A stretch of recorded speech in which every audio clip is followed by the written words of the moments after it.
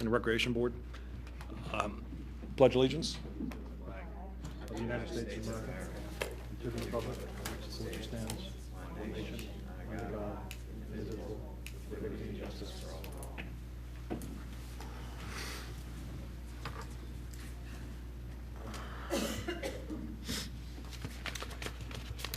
Take a motion to approve the minutes for November. Second? Second? Second. All in favor? Aye. Okay, it's passed. Tammy, announcements? Announcements. Upcoming Board of Commissioners meetings will take place on Monday, December 13th and Monday, January 3rd. Upcoming Parks and Recreation Board meeting, the upcoming Parks and Recreation Board meeting for 2011 will take place on Thursday, January 3rd here at the Township Building. Holiday at the Willows will take place on Sunday, December 12th at the Willows, 2 o'clock to 4 o'clock p.m. Holiday Week Basketball Camp and Holiday Week Futsal Camp will take place Monday, December 27th to Friday, December 31st at Radnor Activity Center at Sulpizio Gymnasium. Thank you. Any questions on the announcements? Activities report, then? Activities report for November. Radnor Youth Basketball League and the Griffin Volleyball programs have kicked off their seasons, and schedules continue to be worked out with the area schools, including all of the Radnor school district schools, the Agnes Irwin School, the Woodland School, Hilltop Preparatory School, Barak Academy, and Villanova University. My thanks go to all the staff at these schools for working with our department to accommodate both programs. I also want to thank all of the volunteers and all of the coaches involved with the program to help us. Many details for the Radnor Youth Basketball League are ongoing, and they include program communications with parents and players, coordination of gym schedules, equipment distributions, and program evaluations. Registrations for the youth basketball program are approaching 1,100, and registrations for the Griffin volleyball program are at 16. Registration is still open for both programs, especially the youth hoops program for grades 1 and 2, which will begin in January. Please visit our website at www.radnorparksandrecreation.com for more information on how to register and for updates on winter and spring 2011 programs. You can also go directly to the community sports website at www.radnorsports.com, where you can register online for basketball and learn more about upcoming spring community sports programs such as girls and boys lacrosse, baseball, softball, t-ball, and soccer. The following winter and spring 2011 programs have been planned by our department and include the Holiday Week Basketball Camp and Futsal Camp, Youth Wrestling, Junior Indoor and Outdoor Soccer, Cardio Core and more, tennis lessons, squash lessons, Impact Sports Multi-Sports Program, Babysitters Training, and Spring Break Chess Camp. The winter and spring 2011 activities brochure has been finalized, and it's going to be posted on our website very soon. You've all received a copy in your packets. It will also be distributed to various places within the community and sent out electronically. We have also begun the application process for our Tree City USA Award, along with the planning for our annual Arbor Day celebration that'll be coming up in April 2011. In addition to all of our programming, the usage at Radnor Activity Center at Sulpizio Gymnasium is also being coordinated. 22 rentals took place in November for activities such as basketball and birthday parties. We also hosted the general election on Tuesday, November 2nd. We continue to coordinate and schedule the facility with various public and private groups, the Radnor Middle School, and our own department's winter recreational usage. In late November, a roof scan was performed at the Radnor Activity Center in order to determine where there were problem areas with leaking coming from the roof. Infrared thermography was used in order to detect heat retained in the moisture within the roof assembly. The results are currently being reviewed for potential and future steps in fixing the roof. The Willows Mansion hosted 16 events in November and 14 are scheduled for December. The craft show took place in late November through early December, and it estimated that over 3,000 people were in attendance. With the DCED grant that our department had received for signage at Emlyn and Sennell Parks, manufacturing of the signs is complete, and I've placed the flag markers in each of the 4 locations where we will be getting the new park signs. I'm currently waiting to hear from our sign company regarding a date for installation. I would like to say thank you to the members of the Township Public Works Department for relocating some existing metal signage to make way at each location each location for the new signage. I would also like to thank members of the Garrett Hill community who came out and met with me to help give input on the installation locations. The grant received from DCNR that had been applied to Cowan Park currently has, we're currently taking an RFP for architectural designs for the standard comfort station footprint that would be applied at Cowan Park for the park improvements, as well as additional parks throughout the township in the future. For anyone who's looking to submit a proposal, they could visit www.penbid.com to set up an account and access the details. I'm currently working with Kevin Yim of Radnor Boy Scout Troop 284 to conduct his Eagle Scout project. His project will entail clearing debris along the Brook Farm Trail. We will be working to further identify the details of his project and plan to present them to the Parks Board in January. For more information and updates on what's happening in the Parks and Recreation Department, be sure to check out our weekly reports that are posted at www.radnor.com under the featured links. These are updated on Thursday of each week. Thank you, and that concludes the report for November. Thank you, Tammy. Any questions on the activities report? Okay, what I'd like to do now is hold up the rest of the reports in old business, and we have, under new business, we have Nick Nigley is here with the, representing the Agnes Irwin School regarding a proposal for Matson Memorial Field at Matson Ford and King of Prussia Roads. So Nick, if you'd be kind enough to come up and explain what you're... Thanks, Tom. Also present here is Kathy Shurtell, who's the athletic director at Agnes Irwin, and Kevin McCullough, who's director of facilities at Agnes Welcome. Irwin. Thank you. I believe, do you all have in your packet the letter that I sent to Bob? And basically our proposal here is to lease, that Agnes Irwin would lease Memorial Field. I think we're all aware of the condition of Memorial Field for years and years and years. We've always had trouble growing grass there. I think it goes back to, it used to be like a salt farm or a salt deposit and a helipad and things of that nature when Leonard Toews actually used to land his helicopter there. And for some reason, we just never been able to grow grass there. So it looked like Agnes Irwin, as you're probably aware, have been looking for fields, particularly turf fields, for their sports teams because they're very constrained about what they have on site at the Agnes Irwin campus on Ithan Avenue. So they've been actively searching different areas as far as fields are concerned. And this seemed like almost an ideal situation because we have a field that's not really in that great a condition. And what Agnes Irwin would like to do is to turf that field with field turf or sprint turf or one of the varieties of turf. It wouldn't be the flat field hockey turf. It would be like the more cushioned rubber type stuff that we see at the high school now that we have both at Enke Field and on the football field. The proposal that I sent to the township is that Agnes Irwin would lease it for $1 a year, would take over total maintenance of the area, including the parking lot, the field itself. They would turf the field. Basically, the entire field area would be turfed. They would probably put up some stands, small stands for their fans to watch games, probably put up some sort of scoreboard for their teams. They would use it during the day, occasionally at night, and occasionally on the weekends. At all other times, it would be available for township use.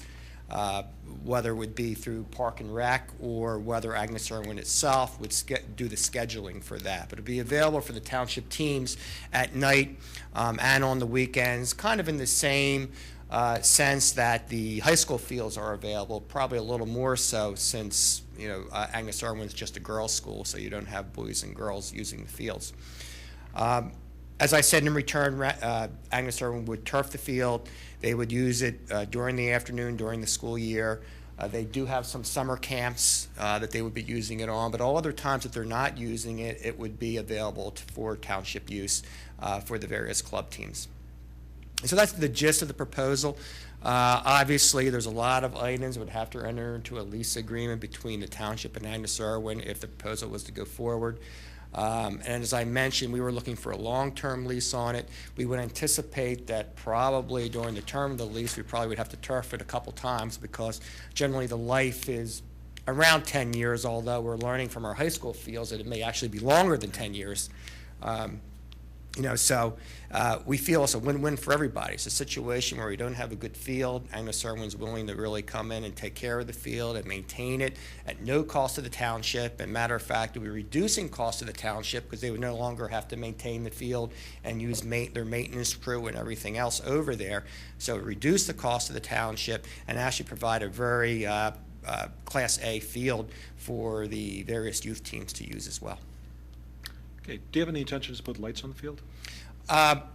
We do, because we think also that would help the community use as well. So we're considering the light situation. Of course, lights is a great expense, so we are looking at that as well as an option. Okay. Any questions? Well, Nick, when you may remember when the Enke Field at the high school, the first artificial surface in the township. There's some groups, some users of recreational sports felt a little underserved in the timing, the amount of time that they got on that field. Right. And so, do you have a thought about how we could sort of equitably?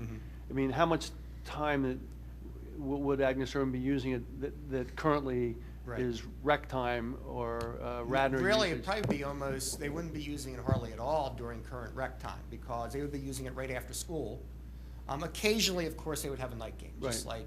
like the occasional sports teams. Probably a couple times a year they may have a night game, maybe when they have the EA Episcopal Day or something of that nature.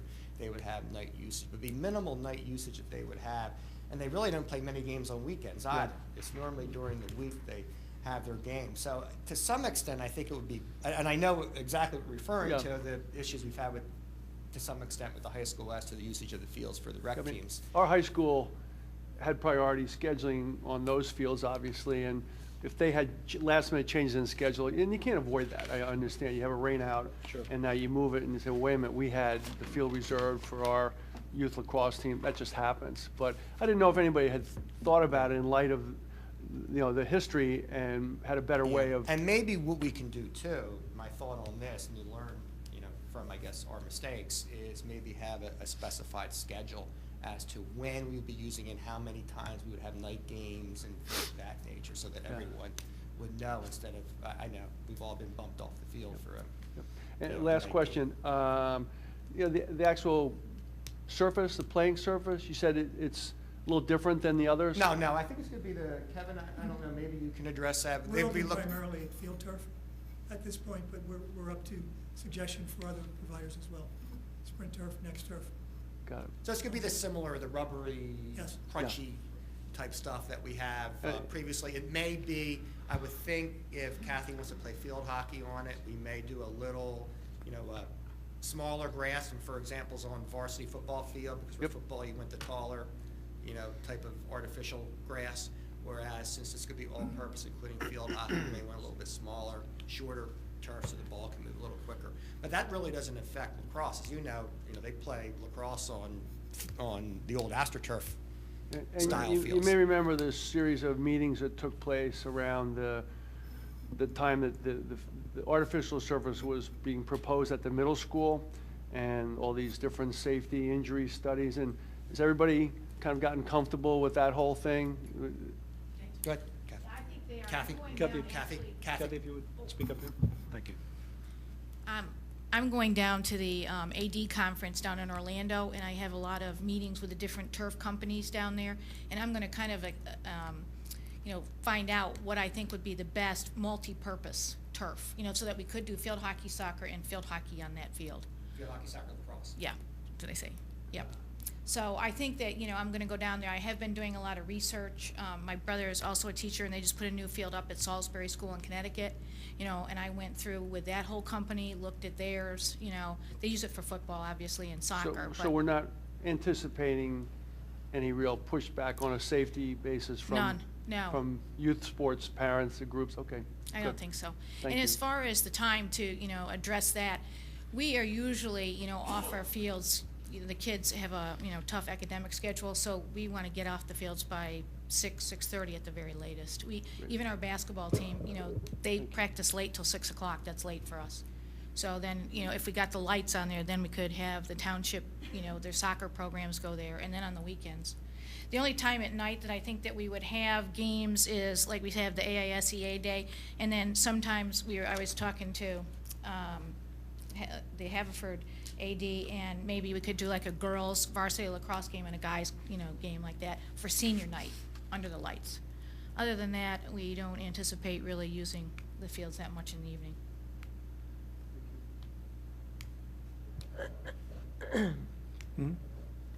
I've got a couple questions. Sure.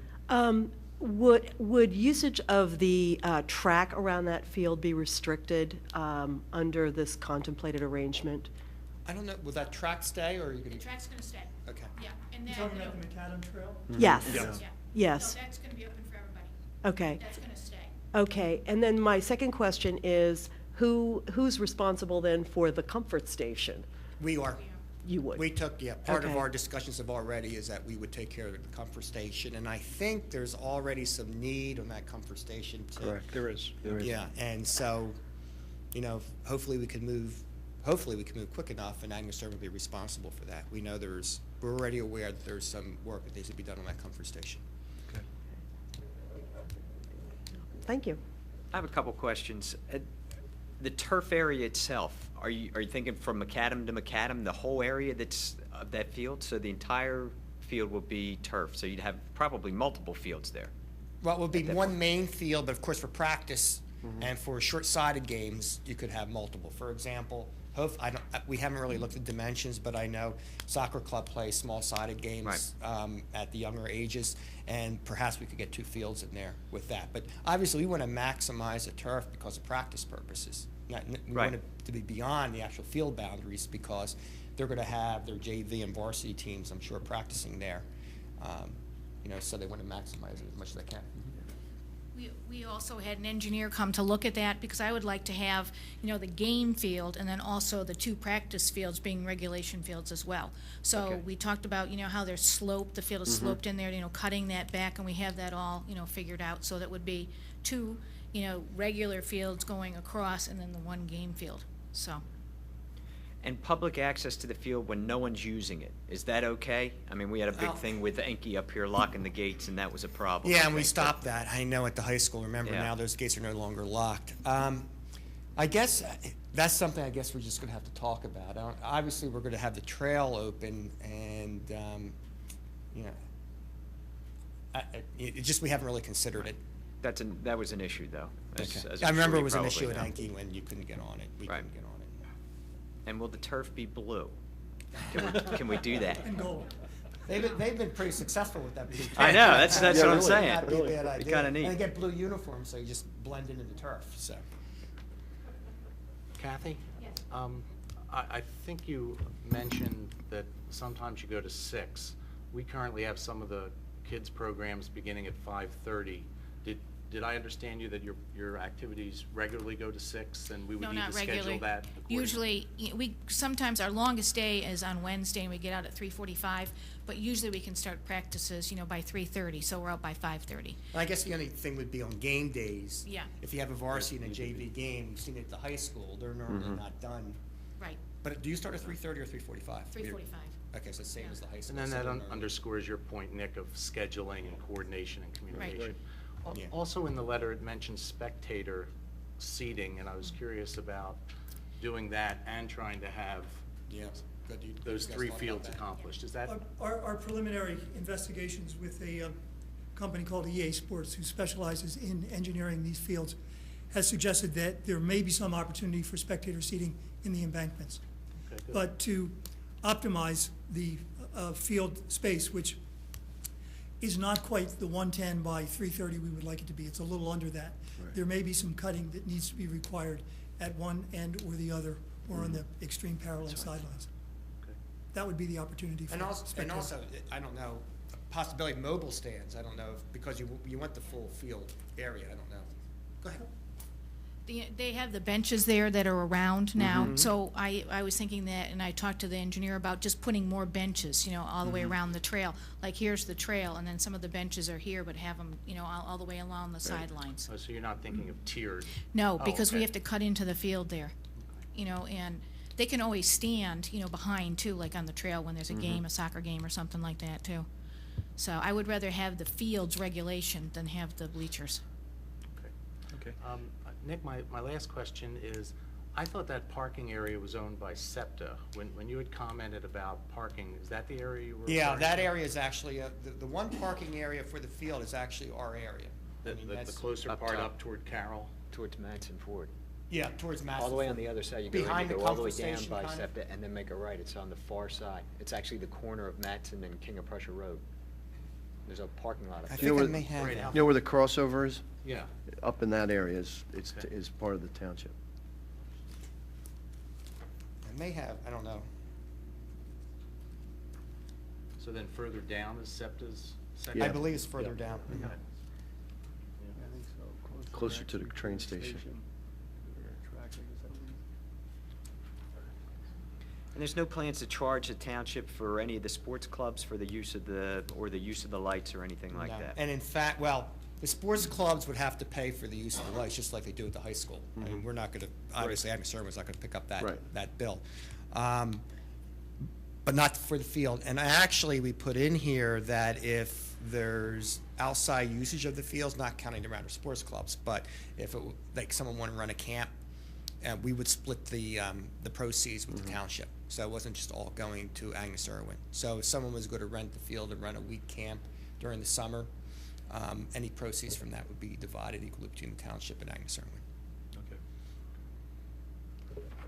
Okay. I do have actually one other question, and this is less, I think, for you, Nick, than maybe for those on the committee who know. To what extent has that field been underutilized because of the turf problems that we have experienced? Actually, I think An significant. absolute ton. A ton. I mean, we have not We've been been able to shut take out, anywhere unavailable. near full advantage of that field whatsoever. Yeah, yeah. And it constantly needs repair, and it needs repair now, and it's just not being utilized. I live right off Matson Ford Road, so that's the Sure. field closest to me, so I know it pretty well. And my experience in just being by there all the time is that it's just frequently a disaster. Exactly. So, Exactly. It's very unfortunate. Yeah, and I Okay, think we so- don't put our older soccer teams on it, Mike. You may be aware. I think our older soccer, Jim, even aware. I don't think our older soccer teams even play on that field. I think it's not big enough, right? Well, it's not big enough, and also Currently. just the quality of the Right. surface. Field itself. Let me ask you about the scoreboard. What kind of scoreboard are you thinking of putting in? I'm not sure, again, I'm going to, to look at this and down at the convention and find out. I've made appointments with 4 different companies to look at that, Okay. So, I mean, it wouldn't be a huge scoreboard, but I mean, it would be for soccer, for field hockey, for lacrosse. Be you know. something similar to what Radnor probably has in right now on their. Right, yeah, Field. not Would it be an anything. electronic scoreboard? Mm-hmm, yes. Okay, and would the township teams have access to? Oh, yeah, visualization oh, of that? definitely, definitely, yep, for their games. Okay, and as far as signage on the scoreboard?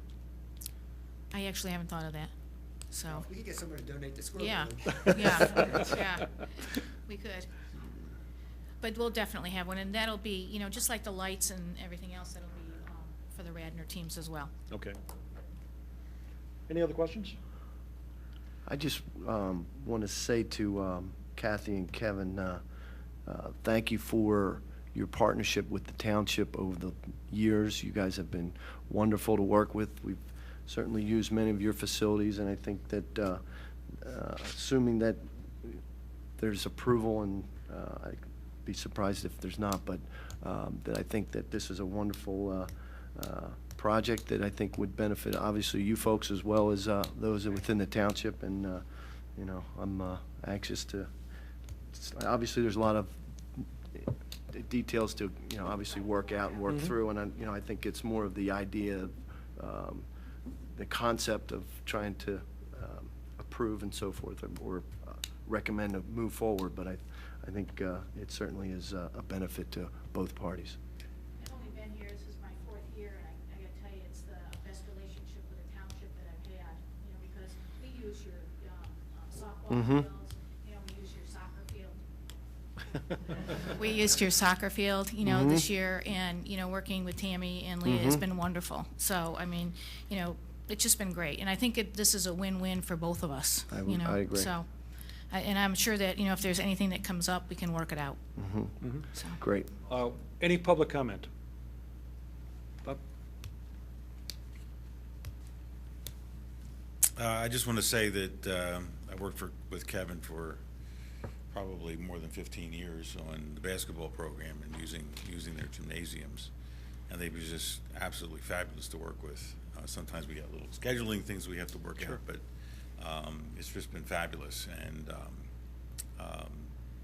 you know, them having 2 gymnasiums and us not having, you know, a lot of the other schools in the area have either cut us off or cut back our time, and Agnes Irwin's just been great about it.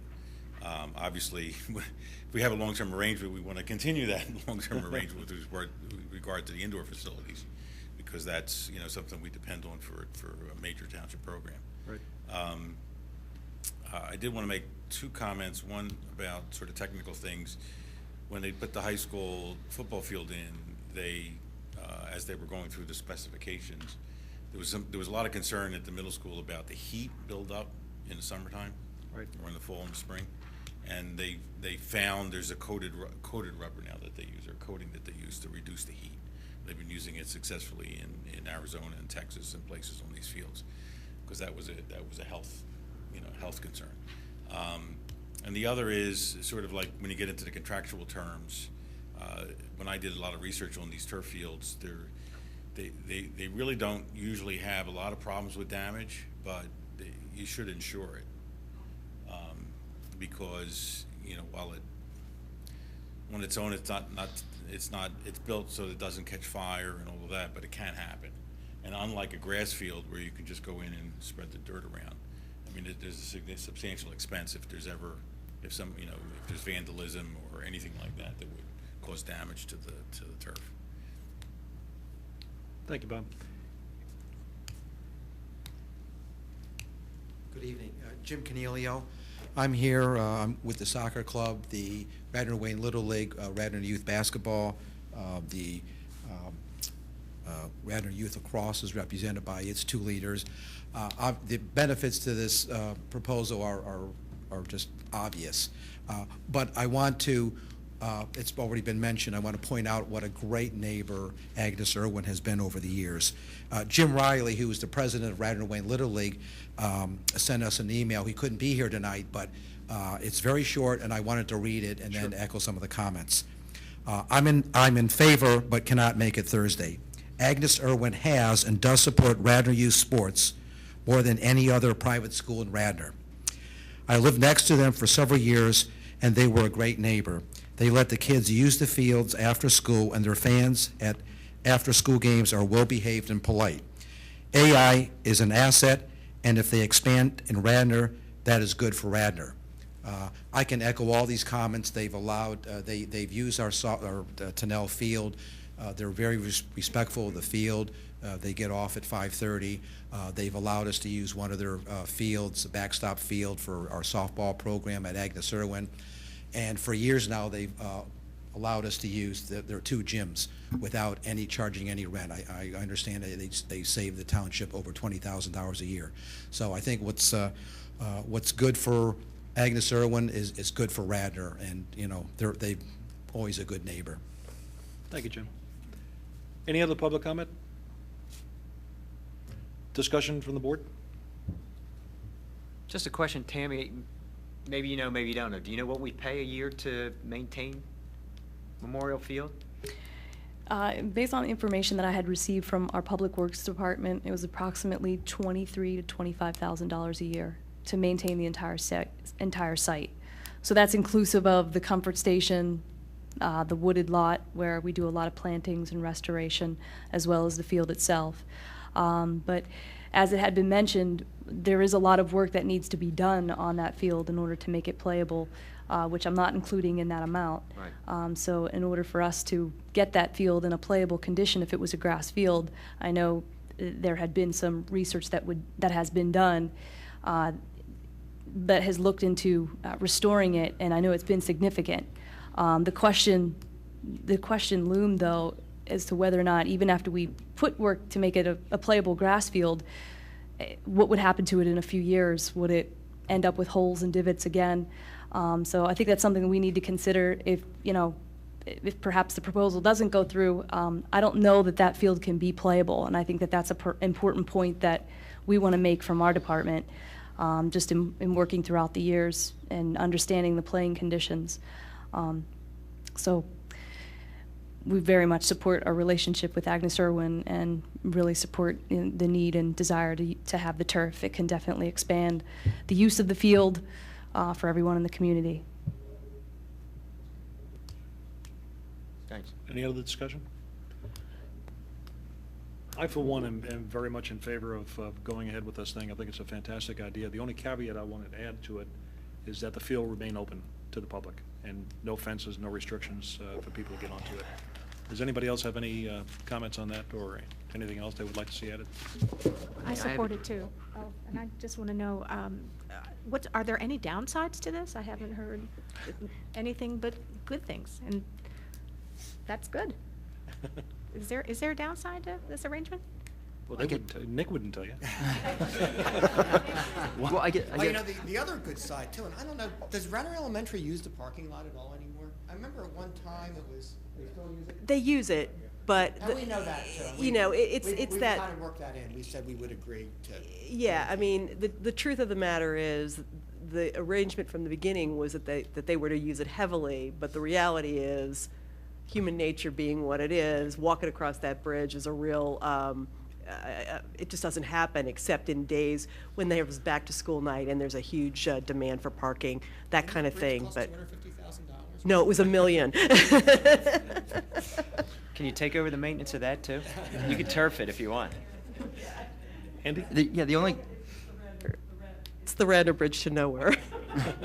I think the only question we as a board would want to see, because I echo everything that Fenton said about this arrangement, is just having the full facts in front of us, or I guess the usage, and just knowing that, I think, before we could, as a board, fully vote on it. I mean, obviously, I think this is a great proposal. I think someone would want to obviously do, but just so we have that in front of us. When we, And I guess, Tom, I don't know if I would, if the approval came, and I guess the commissioners can't comment, but if I would then just start dealing with John Rice, the township solicitor, and trying to put something together as far as an agreement is concerned. I think if anything we would do is agree in principle right now that On we the should concept. proceed this and go further. A lot of details have to be worked out, obviously, with the commissioners as to the term of the lease and the amount. I think $1 is yeah. ridiculous. I think at least $2 for 30 years has to be done. Well, you know, you've got to be tough. It's a tough time. So those type of things. But I think if we approve the idea of the concept of going ahead with this thing, and again, I'd like to add the caveat of the field being open, and also too, restriction on signage, okay? If there's gonna be a scoreboard, it shouldn't be an Agnes Irwin scoreboard, it should be a Radnor/Agnes Irwin, or something along those lines. I'd take a motion on that. One thing, Nick. Within the last few months, we have, I guess, changed the footprint or the blueprint of what we're looking to do going forward on the design of the comfort station. So I guess when we get to that point, maybe we can kind of try and walk through that and kind of try and be consistent with what we're doing, depending on the extent of rehab or refurbishing that we're doing. And you know, to try obviously, the concern with us is going to be. Right. Yeah. Yeah, sure. exactly. So I just want to be consistent with, what we're trying to do long-term with the additional part that we're doing at Cowan, and that's going to kind of be the first one going forward, so that maybe if we have to do anything with this one, we kind of try and stay within that blueprint. And remember, this is what Agnes Irwin's going to be presenting themselves by this field. Both, their teams will be playing on it, and their younger kids are going to be saying, gee, they're playing on a really nice field, and Sure. I'd like to play there too. So it's going to be a jewel for them. Okay. Can I have a motion from the board? Tom, I'd like to move that our group recommend that the Board of Commissioners act favorably on this proposal. One thought I had was, is it possible that, that Nick, when the final design plans of field surface, comfort stations, seating, whatever, that come back to us for a review? Yeah, I think that would be, we're agreeing to go ahead, and then the final, Right. plans will come back to us. And you probably will see the lease too, I would assume. Yeah. And I think that would be all, we probably try to agree. I assume what we'll try to do is we'll try to get an agreement in principle in terms of the lease, and then start design process, because we don't, of course, we don't want to spend a couple $100,000 in design process Right. without knowing that, you know. And what our step is doing is basically saying, go ahead and start the ball rolling with the approval of the commissioners, of course. And when do you anticipate it be ready? Kathy wasn't ready this fall, but. Really? What? Lacrosse? Yeah, this, Did you hear that? I mean, we're right, we've got the design all set. I just have to. Not this year. I think we're not gonna let the boys. I think, we have the design pretty well set with the engineers. I just want to do some things with the turf, some more research before we get it, and then we'll come back, and present it to you once. Great. Once I just want to make sure we have all our ducks in a row before we make the final decision on it. But we're, as soon as we get the okay in the lease, they're ready to start digging. Yeah. I Wow, good would, for so you. that we can use it for our lacrosse teams and Radnor can use it for theirs, and we'd be ready to go. And then we could have it for the summer as well, so. Can we get a second on the motion? Second. Discussion? All in favor? Aye. Aye. Any opposed? It carries. Thank you, guys. Thank you very much. And thank you again you. for your great citizenship.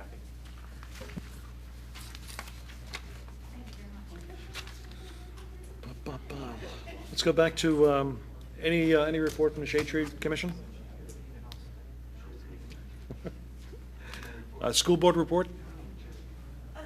Yeah, quickly, we had our reorganization meeting on Tuesday, and I'm pleased to report that Patty Booker will be stepping up or has stepped up and has been elected as our new president, and our own Brucey Rappaport is going to be the vice president this year for the school board. Congratulations. So both are to be thank you. congratulated, and we look forward to working with them and a robust school year.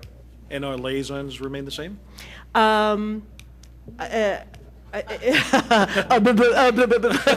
may not. Or are you trying to bail It's out? possible there'll be turnover, but we don't know right now, but yeah.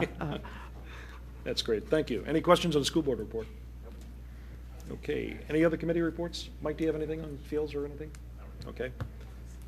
Commissioners update? Commissioners, do you have anything for us?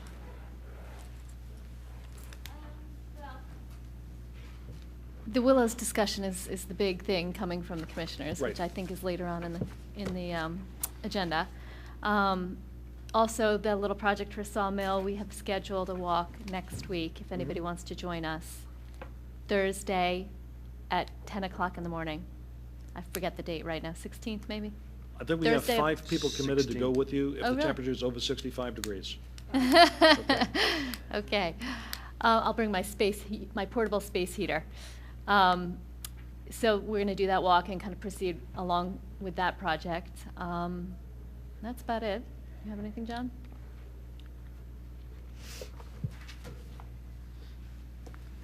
Since we have the school board members here, the other thing is there has been no resolution regarding the Fields agreement. And we're still waiting for some kind of progress on that. Yes, we're aware, we're looking at it, we're in the middle of just launching the new budget process.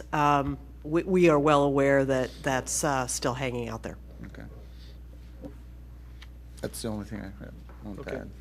Thank you. Let's go into old business, if we may, to the cemetery acquisition on West Wayne. Everybody got your answer sheet from Ted Pollard? Yep. Okay, Ted was supposed to be here tonight, and Tammy, Ted unfortunately could not make it. okay. Ted did a great job in answering some of these questions. I'm sure everybody looked at them. However, whenever questions are asked and the answers are given, a lot of times it brings up additional questions. I don't know how the rest of the board feels, but I would like to have Ted here and answer some of these questions before we go to the next step. Any feelings on that at all? My only thoughts are, I thought we determined we really have nothing to do with this. And the state is going to force us to do this one way or the other, so why waste time on it? Good question. The only thing I guess I'd like to ask is if we can get more support. I wanted to ask Ted if we can get any grants on this. Okay, he alluded to it, but it was not specific about it. Right. And I'd like to put that on public record that we're going after grants and to maintain the fields and, or maintain the cemetery, and it's not gonna be necessarily our responsibility. I mean, I think also the point number 4 here, I think having that on public record is annual maintenance costs. I think that's something that we all should know, regardless of whether our hands may be, I guess, legally tied or not. Mm-hmm. Especially with the Tom, budget concerns. In talking about it, I don't think there's park and rec value to the cemetery. I think that it's a logical extension, that if it's an abandoned property that resides within the township, the logical extension is for the township at some point to take control of it. I think waiting for Ted is a good step. Its proximity to the trail in no way, in my mind, makes it more of an asset to either the trail or to the park board. I think the issue is the maintenance of weed whacking a property of that size with headstones is a burden, a maintenance burden on the staff of the township, and I think that's the biggest issue. We're going to acquire it at some point. We're going to take over some of the maintenance, if not all the maintenance. I think if that organization is willing to participate and help, that's a big asset. Yeah. But I see no rush or need for us to move this. I think we're all in agreement that it makes logical sense, but there's no necessity for us to do anything about it right now. I don't think it's really a Parks and Rec issue, though. It's more a maintenance issue. I agree with you. Right. I mean, the maintenance costs are gonna come out of the park and rec budget. I mean, I'm afraid of that. That's, I mean, I'm that's afraid what of we that, need which to is have why a I would like to discussion. get as much information as to whether or not there are grants out there available. Yeah. There are. Ted says that there are, but. Well, he indicated there might be. Well, he said we'll seek the funds to do the work. We've been unable to seek funding due to the orphan status of the cemetery. But once the township takes over, we can proceed. We can proceed, but that doesn't necessarily mean they're going to be granted. Like, I guess this is why we need more information. Yeah. Does everybody feeling much the same, that we'll get Ted here for the next meeting, that there's no rush for us to jump into this? Yeah, because I share the concern about what we would be committing to from a maintenance perspective. I think if we can work out an arrangement, another kind of partnership where we have volunteers continuing to Sure. come in and do the maintenance and so on, I think that might be workable, but to find ourselves suddenly left holding the bag, and, with a commitment then to fund whatever maintenance is required here, that's clearly that's a problem at this, And I given think our it's- economic situation. I think it's a valid point. I mean, I would love to be able to tell the commissioners, this isn't ours. It's not a park, it's not a recreation facility, but I don't think that'll fly. I think eventually it's gonna wind up hitting our budget, as was said before, and our budget is being hit enough as it is, so if we can get more information, I think it'd be a very positive. Yeah, and again, these partnerships, I think, are a very good and strong way to do it. Keep the people who are interested and committed involved in it. Absolutely. And let's not just turn it over to, the township. Right, I agree. So everybody's okay with that? Let's, Tammy, can we table this and try to get Ted at another meeting? Yes. Okay, thank you. Boy. Tammy, if you would, Park and Rec Department Financial Review. I don't know if you guys, anybody caught the township meeting where Tammy gave a report, and she did an excellent job, by the way, Tammy.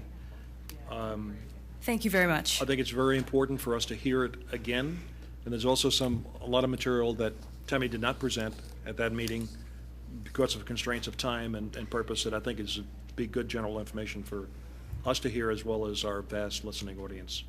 So, Tammy? They left us, unfortunately. Well, first of all, thank you very much. I had compiled a lot of information in a short period of time with the help of my staff, so I'd like to thank Leah McVeigh and Katie Diamond, my two staff members, who helped in a short period of time to compile just a ton of data. Our department over the years have had a very limited plan to capture and analyze our data. We don't have a software tracking system like many community recreation departments have. We don't have an online system where data is funneled into a software system where we can quickly manage and manipulate data. When people come in and they register for a program, we take their information on a paper form and we enter it into a spreadsheet under fields, field headings, name, address, phone number, and then we proceed to enter the financial data, of course, which is the most important piece. So that takes a lot of time. And, you know, from an administrative perspective, we not only spend time doing that and engaging with the customer, but we also scan our own checks, we deposit our own checks. And, you know, like I said, there's a lot involved in the process that helps us acquire the information that I've tried to assemble to put together here. When I made the presentation to the Board of Commissioners, I made it from a perspective in looking back at our accomplishments and looking at some of our challenges. What I'd like to really focus on tonight is just the financials, and also just state in a preliminary sense that this information it's not audited. It's not something that we have really checked and balanced with our finance department. Although many of the numbers came from them, there still are many loopholes in our system. And when I say that, I just mean that we've had 3 finance directors in, you know, a short period of time. Each one has come in with different philosophies, different posting practices. So when you look at things that apply to our department, like programs like youth basketball or volleyball, that sort of, they start their registration process in November. The programs take place well into the new year. Sometimes financials and data gets posted in one year, sometimes it gets posted in another year for just 1 year of the program. And sometimes that clutters the process a little bit. So we are trying as a township to clean that up and understand that more thoroughly.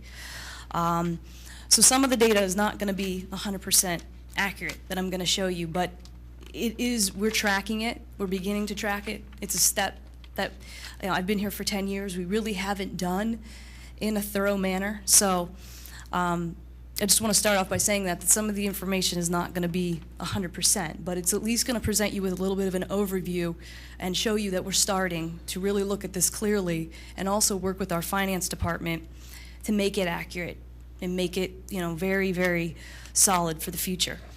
So as I had mentioned, you know, I want to thank Leah. I know she's worked really hard to help me put this together. So if at any point, Leah, you want to jump in and say anything, please feel free, because she's been an integral part of the process. And as you all know, she's been here for a long time. So she has a lot of the history and information that is very, very valuable for our department. So with that in mind, what I want to start to look at first is our participation analysis. So what I'm showing you here on the screen is an overall look at the numbers of who participates and the quantity in our programs, in our events throughout the last several years. This does include the Radnor Activity Center programs, so that would be, you know, for 2009 and 2010 to what we've completed so far, because we are still tracking our fall data for 2010. So I do need to footnote that. But as you can see, we've been consistent. And this doesn't include the community sports organizations, so they would comprise probably about another 3,500 in participation in an estimate. So over the years, we've been consistent, and we're very proud of these numbers.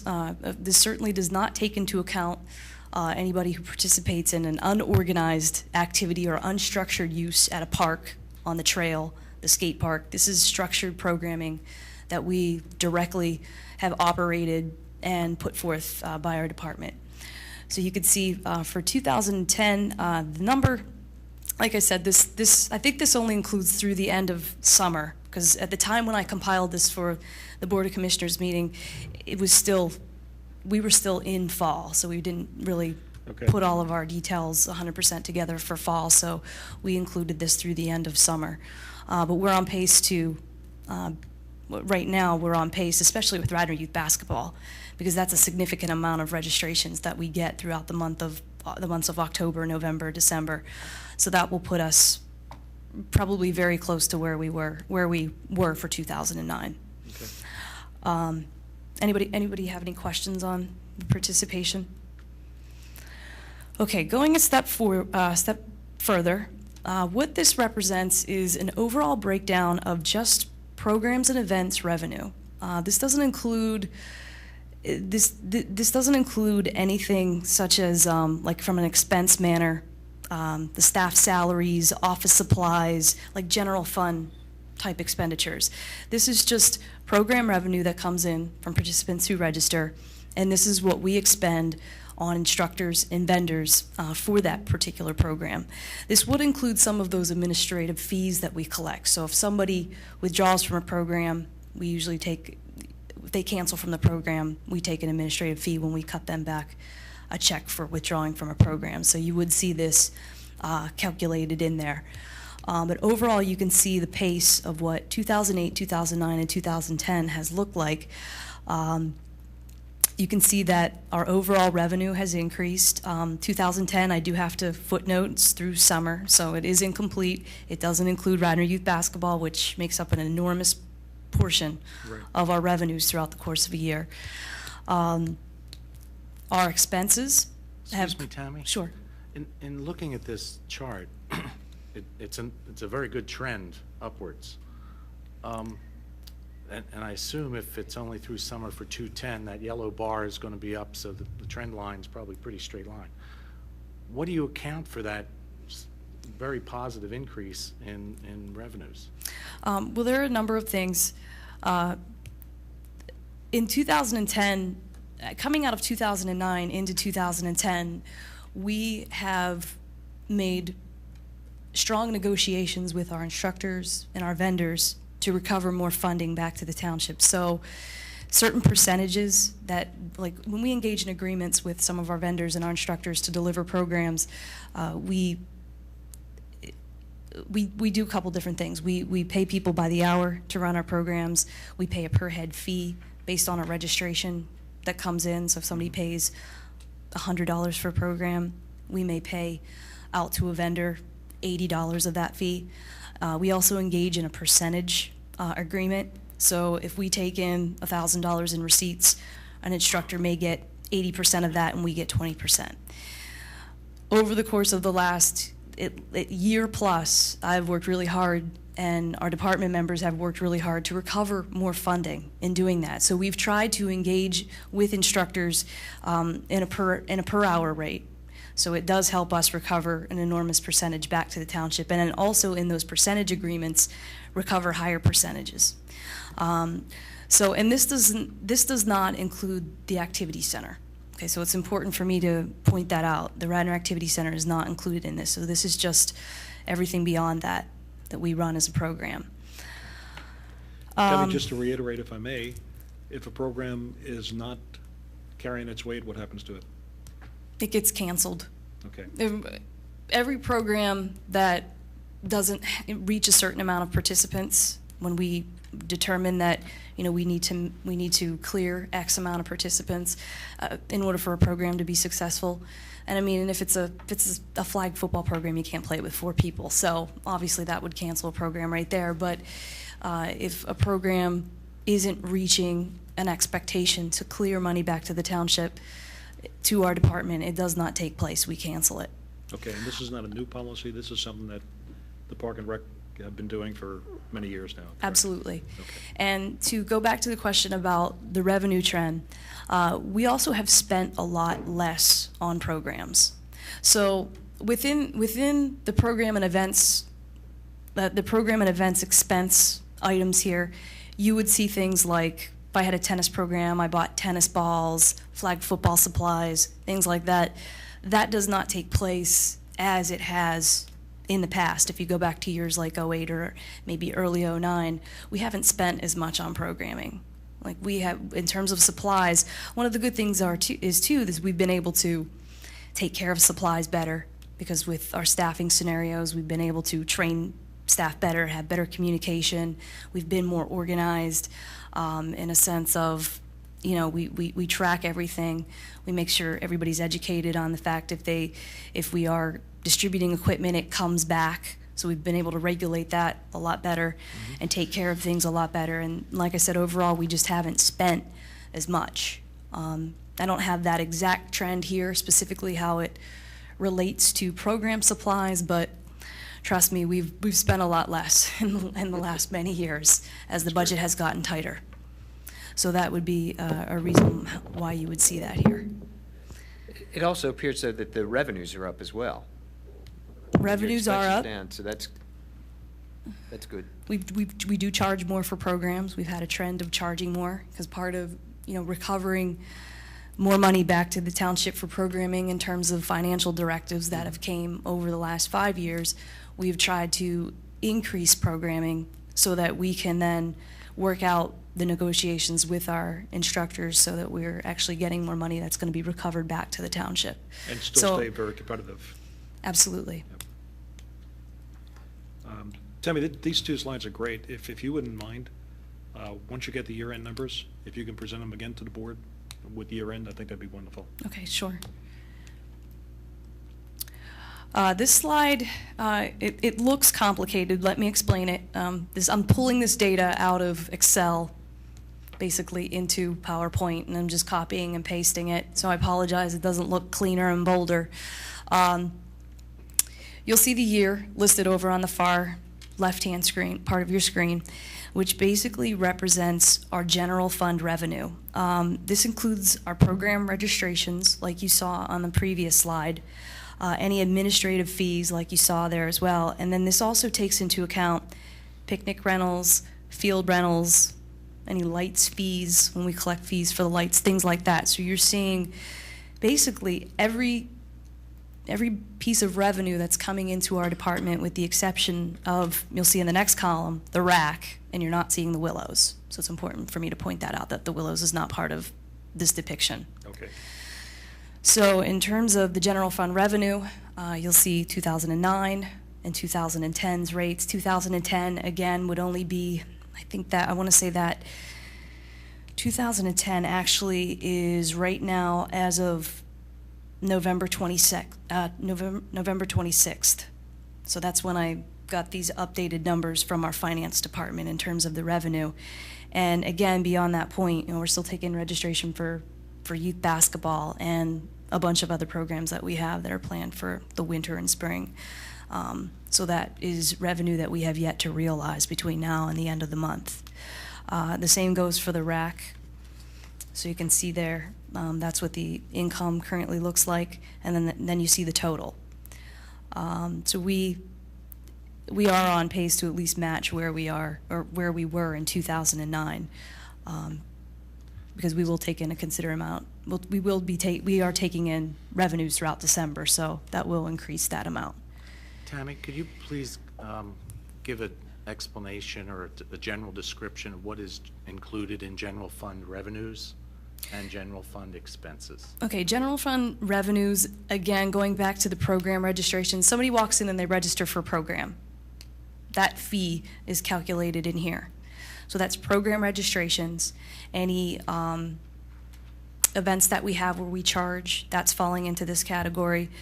Picnic rentals, field rentals, any lights fees that we collect from the community sports organizations, administrative fees. When somebody withdraws from a program, as I had mentioned, a fee comes back to the township. That would include any of that, that as far as the revenue goes. That also includes our non-resident fees as well, so that's important for me to point out there.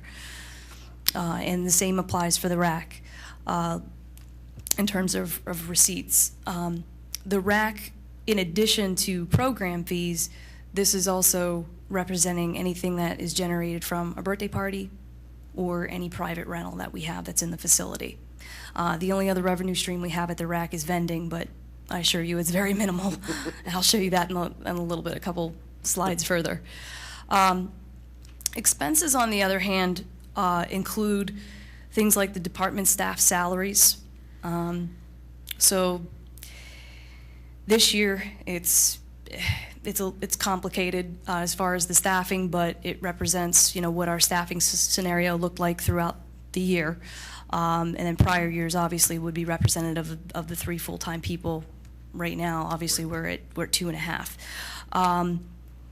Office supplies, postage fees, professional development fees, like we're a member of the PRPS, Pennsylvania Recreation and Park Society, the NRPA, National Recreation Parks Association, so things like that are included in there. This includes our department's car, so it's our auto expense as well. Summer recreation staff salaries, which is our seasonal staff salaries, recreation supplies, rentals and tickets, so buses that we use for a trip to New York City, or tickets if we got tickets to a Phillies game. Contractual services, which that does make up a large part here, which is a lot of our vendors that we work with to deliver programs. It also includes the Medicare and Social Security for our staff members, so that is calculated in this number. What it does not include, and it's important for me to point out that there are items that they're not included here. That would be things like our health insurance. So that was probably estimated about $25,000 a year. The medical insurance, the life insurance policies for our staff, our full-time employees, our pension plan. This also doesn't capture the program insurance. We have programming insurance for people who participate in the programs. It's not captured specifically because it's part of a lump sum of general insurance, a general insurance policy that the township has. So things like that, things like any of the grounds maintenance that take place on the parks, the comfort stations, any of the public works time that's spent in the parks for upkeep, maintenance, snow removal, none of those things are captured here. There is a gray area between our department and the Public Works Department, which we are taking steps to understand the pieces a lot better when it comes to the maintenance that takes place in the parks, in the facilities, and I think that that's something we are working to understand further. As I mentioned, it's going to take time. So the financials that aren't captured obviously make up a big part of this.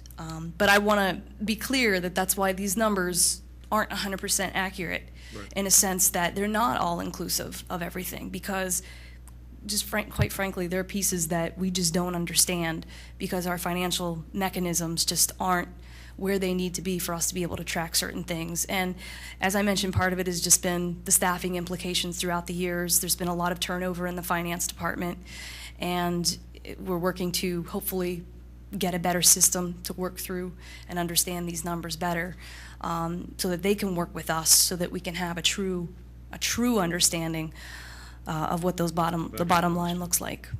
But as you can see here, looking back on 2009, we were at a negative 80,000 overall looking at this, but this year we're in a positive. Any questions on this aspect right now? No, I would just say that based on where you are year-to-date on '09, where you were in '08, obviously you're comparing apples to apples in your data. I mean, just super job in what you and your staff are doing. Thank you. Okay, moving forward, I'm going to transition to the Sulpizio Gym.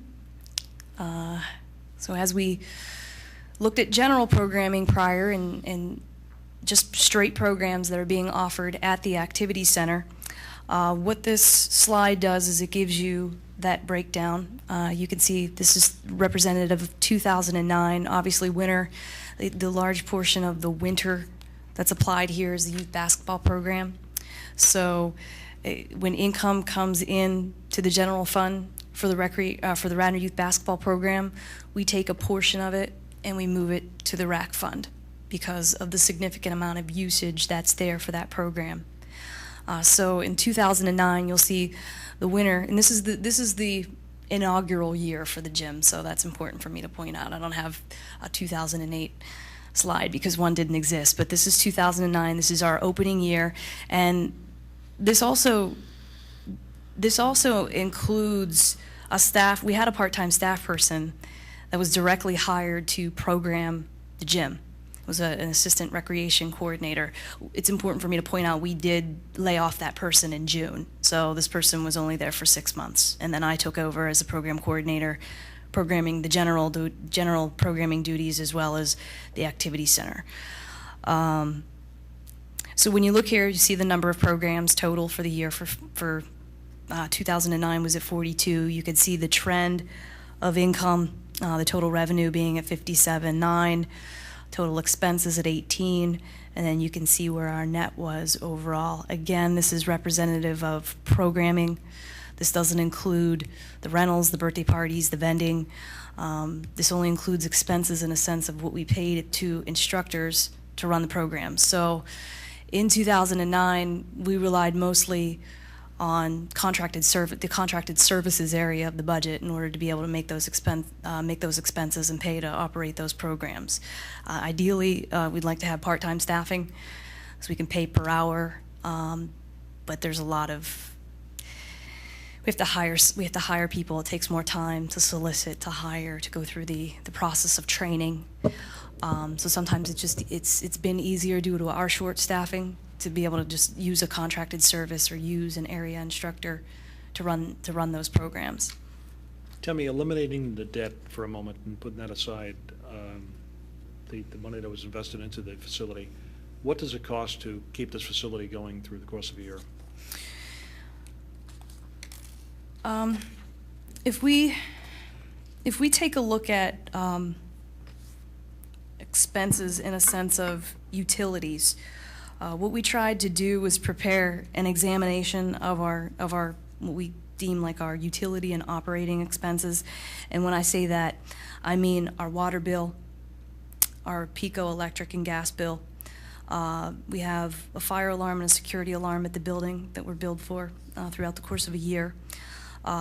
Line systems, which controls the phone lines, and Comcast cable, which controls the internet, because there is an office that's actually located upstairs at the activity center.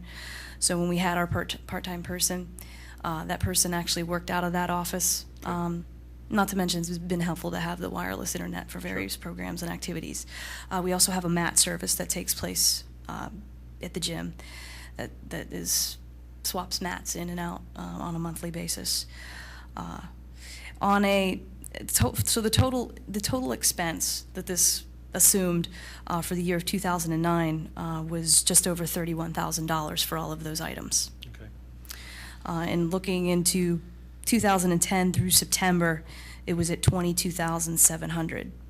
So we've been trying to, as we get our bills, I think it's one of those areas where we've really tried to capture, the last 2 years or, year and a half. We've tried to go back through all of those bills, log them into a spreadsheet, and really try and track them so that we can determine, like, what does a monthly operating cost look like? What does a daily operating cost look like? So that's been very important for us to look at that and track that. We had revenues in 2009 of about $60,000. What do you think they'll be in 2010? If we go to 2010, you can see where we were at as of the end of summer.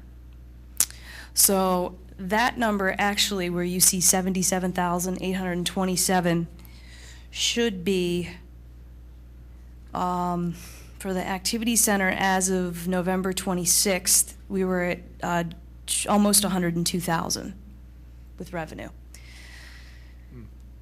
So a large part of that has to do with youth basketball, as I had mentioned. In 2009, we took a portion of the, as I had mentioned, we took a portion of the revenues that have came in for Radnor youth basketball. We put them towards the RAC. We did the same thing for 2010.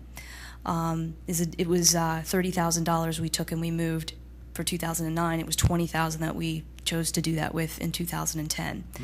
And I tried to base that around the actual hours of usage, multiply that by our actual rental rate for a resident. So that's what that number looks like. The hours of usage is approximately 500 for the youth basketball program at that gym. So if I multiply that out by our $40 rate. With the experience we've had over the last 2 years, what is the potential, do you think, Xing out any outside, naming rights to the gym or anything else like that, just utilizing these programs, maybe expanding those programs? What do you think the potential revenue is there? That's a tough question. I can tell you that we're not utilizing the gym to its fullest potential, and part of that is because we're extremely short-staffed. Right. And our staffing has continued to get have challenges thrown at it, let's just say. So I think that if we were able to take the areas of the year throughout the course of a year, like spring and early fall before basketball season starts. And then also if we're able to do some different things with the summer in terms of evenings, because summer's really used during the day for camps, and then it mostly on the weekends and the evenings it's open, because a lot of people just want to be outside at that point, of course. I can't really hook a number to that, because there's just so many things that affect the ability to be able to do that. It depends if we're going to engage in a contracted service relationship where we're acquiring a percentage back, or if we're paying somebody by the hour. Sure. Like, for example, and ideally we would like to have routine staffing at the activity center, so that let's say like every Tuesday and Thursday is a mommy and me class at different sessions throughout the morning or throughout the afternoon, and we know that every season we do that for 6 weeks or 8 weeks, and part of it is being able to have that person and take the time to hire the right person who's going to be reliable and they're going to deliver a great program. And then the other part of it is we have to be able to market, and with our given marketing constraints, that's extremely hard. Right now we're relying mostly on electronic marketing. So it'll be easy to say that the potential there is huge. I think it's significant, and I Okay. think Leah would agree. I'm not trying to put you on the spot, but I think she would agree. But we need the staff in order to be able to do that Absolutely. and make that happen. Sure. And market. Exactly. Yep. But so, it is important to point out is that the success that you see is there's no marketing for the facility. No, I understand. So if I move forward, this is where you're going to actually see the non-program revenue. So when you take a look here, you'll see the rentals for 2009 were a little over $7,000. In 2010, our rentals jumped up to $9,000. Right now, it's a lot more than that, because when I put this slide together, it was before we realized the significant amount of income. No, for rentals, our rentals at this point would be much higher for 2010 than 9,000. I think it's 12. Please don't quote me on that. But it's significantly more because, as I mentioned in my activities report, we had 22 private rentals. That did include some birthday parties, but we had a significant amount of rentals that took place in the gym. Basically, the gym was filled every day throughout November. It was a very successful month for us. So if you take a look here, we'll see that birthday parties. You see the income trend. It did increase from 2009 to 2010. Again, 2010 is incomplete, and the vending, on the other hand, has been a challenge for us because the machine was down for a while, and we're actually in the process of having it moved out. Where the location is where it is within the gym, it just doesn't work, and we're going to look into a different solution for the future. So overall, income it has increased, from So 2009 the rentals to coming 2010. from what now? People renting the court for basketball, and what other facilities? What other activities? We have some moms clubs that rent it just to bring their toddlers in so that during the winter months, it's a place for them to come in and have Okay. their playground get together inside, Yeah. whereas normally they maybe go to South Devon or a place like that, Fenimore Woods, to meet and let the kids play on the playground, but they have utilized the gym. We also we've had it reserved for the soccer club. We've had it reserved for our futsal league, which is like an indoor soccer program that takes place. People have had just private basketball usages, basketball parties, which is separate from a birthday party. So it's mainly been used for basketball. Sure. Essentially, but we have had soccer and we have had Okay. lacrosse and things No like weddings that. so far? No weddings at the activity center. But if anyone's interested, If I could talk my daughter into we it, could when work she's it out. ready, Oh, no high heels though. Scrape up the gym floor. So But again, a great deal of potential ahead of us for that. it is, and again, like the usage through rentals, which for a lot of the basketball teams in the area, like non-Radnor youth basketball teams, there's no marketing. We don't market to anybody. Right. We've had information in the brochure, But as you know, over the years, the brochure's gone out less and less, so people are seeing it less. So it's getting out. It is a facility. It's right in the center of Wayne, so it has a great location, and people are hearing about it. We charge a reasonable but competitive rate, and it's a great facility. And we program the doors computer by computer remotely here at the Township building, so no one has to deal with coming in to get keys or, dealing with any of those kinds of issues that could come about. So it makes it really easy. So if I move forward in looking at the overall picture of the activity center, what you see here is some details, a little bit more detail about what the revenue includes as far as program registrations overall, parties that we've had, rentals, any administrative fees that have been hooked to the programs that have taken place in there. And you can see what that overall breakdown was for 2009 in terms of the net that we brought in on the facility, keeping in mind that there are items here that aren't being considered. There is the capital outlay that originally was put forth to make the building functional and operational. There's also insurance on the building, which falls under a mass insurance plan that's for all of the township buildings. So we're working to try and determine a formula to segment that out so we can understand that better.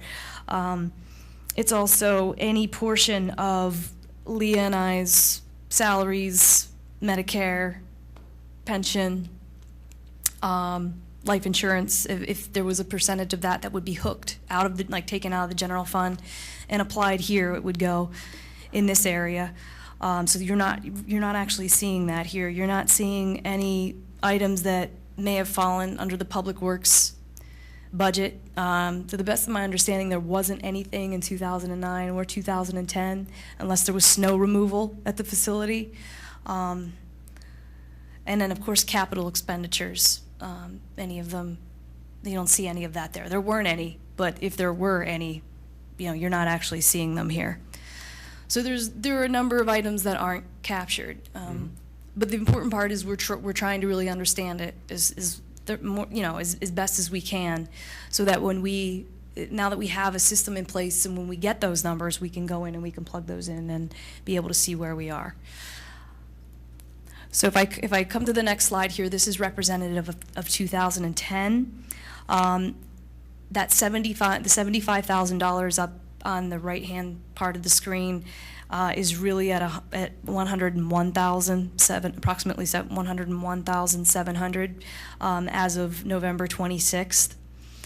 And that's just because, like I said, when I put this together, it was obviously the end of October, so we've generated some income in that month. And then our expenses really are at $74,009, and that puts us at about $26,700, which is really good, and would be much higher right now because we still have income coming in, and we really don't have any major expenses.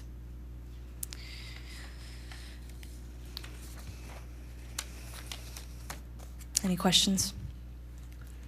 No. Okay.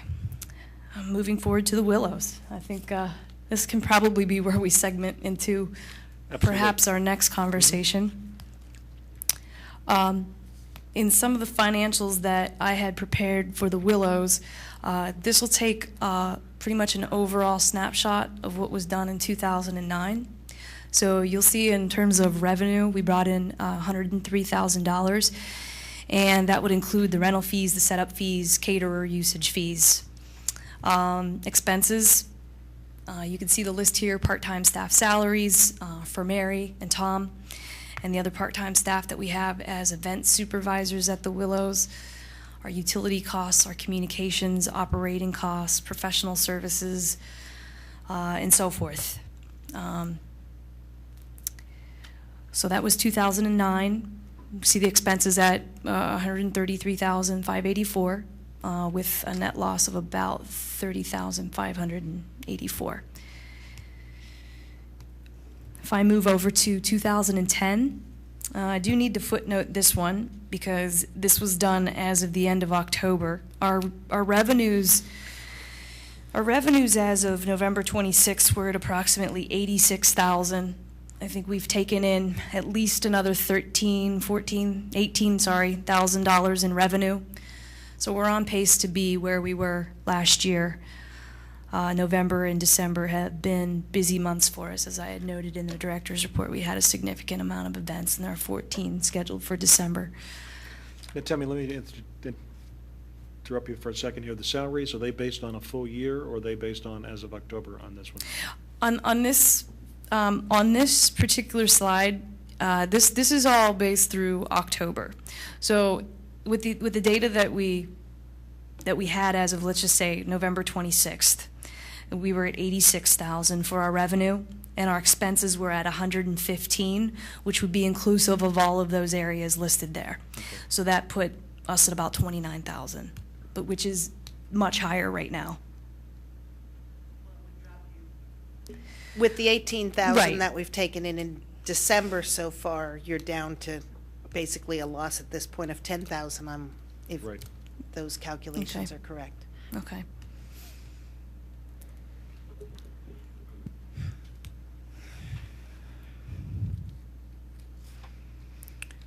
So I know the question has come up about the bond service on the Willows. Yes, if you can explain what you can over that. Well, let me back up for just 1 second on the financials that aren't captured, because I think that's important to point out here too, because this is where we look at those items like the building insurance, any type of liability insurance that's held on the building, the public works maintenance of the grounds applicable to the mansion, the snow removal, the trash removal. Leah puts in a significant amount of time controlling the administration in terms of when checks come in, depositing them, assembling data and reports and things like that. So there are some items there that aren't actually captured. The debt service I know has been a difficult piece to understand just because there's been a gray area there. It's my understanding it's money that was used towards improvements against the Willows. It's not understood exactly what those improvements included, but that they are affiliated with the park, the grounds, the cottage, or the mansion in some way. It's been a difficult piece to track because of the way the finances have been applied in this area. And again, this gets back to multiple finance department or finance directors, and the tracking system just has limitations. So I can't specifically discuss what that service applies, what is applied to, but it's my understanding through our finance department that it is towards some type of improvements that went against were for the Willows. Can I just interrupt? Is that an allocated amount? Is that part of a larger township bond that is allocated to the Willows, or is that dedicated to the Willows? Do we know? Are you able to speak on that a little bit more? Well, No, we're not sure. No, I don't. Commissioners, do you have any feedback you can give us on that? We'll have to go dig back in the budget and find out whether the capital, I mean, we did the air conditioning system, the roof, the heating, the painting, and how they were paid for. But there was some general obligation bonds back 10, 12 years ago that were for capital expenditures. So it may have been paid out of them. But yeah, we need to get to the bottom of all those expenses and how they were captured. Right. It's important to know too, if they weren't applied here, they'd be applied somewhere else within our budget. So, I mean, they're not gonna go away if they're not applied somewhere. I don't know why specifically they're here, But if I they're think it's a good supposed to question. be. Does it apply to the Willows mansion or to the entire property? Okay, and that's a big concern as we go ahead and try to figure out whether or not to maintain the mansion for what we're using it for. Because as of last year, we had it for 82 paid events. That's not a lot, you know, when you think about it. And are we in the wrong business here? But I guess that's a discussion we'll take up shortly, but I don't want to interrupt with you, Tam. Go ahead. No, this was where I was coming to a close anyways. So, you know, if we want to segment that into a further discussion about the Willows, we certainly can. Well, first of all, on Tammy's presentation, any further questions? Thanks. Tammy, I want to thank you, okay? This is something that we have not had access to in the past in this kind of detail, and I think it helps us all tremendously to understand exactly where cost is going where revenues are coming in from, and the job you guys are doing on this. So it was Thank you. a big help for us. Thank you very much. I appreciate that. And again, thank you to my staff too, because we literally spent September and all of October really trying to assemble and analyze our finances. We've always, as I mentioned, we always tracked our information in Excel spreadsheets. It was then taking that data and then further putting in all of the other pieces of expenses and things like that, and putting them together where we could really see them and make the comparison. So I think we have good information moving forward to where we can continue to build as a department and understand exactly what we're doing.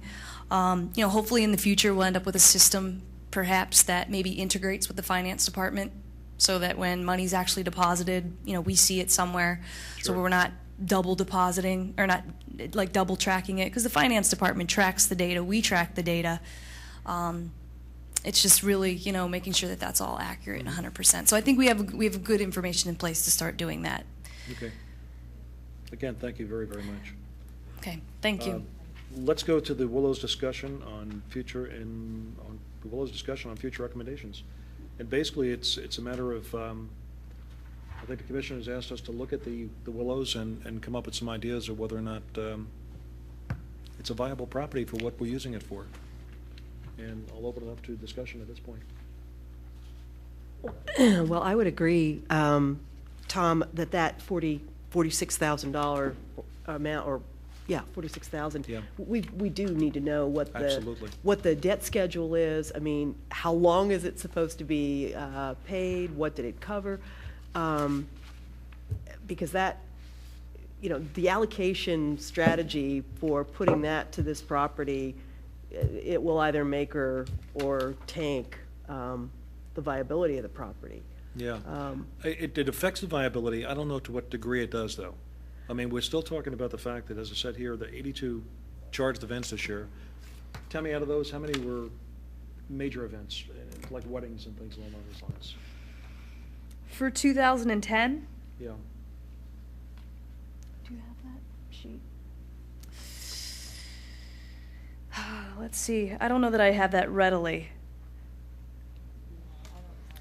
Okay, it may not be. How many were, you're saying how many were major? Because like we had the craft show. 82 were charge events, so they could have been weddings, private parties, showers, the craft show. We had the Tiger Woods event up there. Yeah. Right, but a shower is not as big of as an event as like a wedding. But there's I think still- that's what he's trying to ask. It's, Yeah, you Okay. get a shower's weddings? $3,000, a wedding's $10,000 or whatever. I mean, I think I that's. guess my biggest concern is, what's the value to the township on this? If we're having 100 weddings a year there, or 200 weddings a year, or whatever the case may be, and obviously the residents need the facility and want the facility. If we're not doing that much, is it worth keeping the costs going on this? We haven't scratched the surface of what it will cost to maintain this property, and all the repairs it needs right now, and what the repairs will need in the future.